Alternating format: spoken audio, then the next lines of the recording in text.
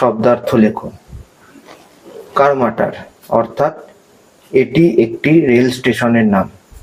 কুলি, যিনি অর্থের বিনিময়ে বোঝা বহন করেন।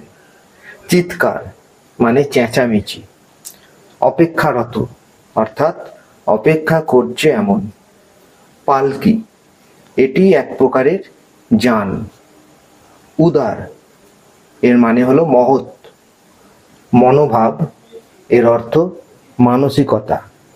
পারিশ্রমিক অর্থাৎ মজুরি।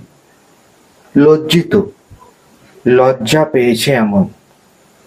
প্রতিজ্ঞা, এর অর্থ হলো শপথ। সংকুচিত, এর অর্থ কুণ্ঠিত। উপস্থিত, হাজির। মর্যাদা, সম্মান। থলে, এর অর্থ হবে ব্যাগ।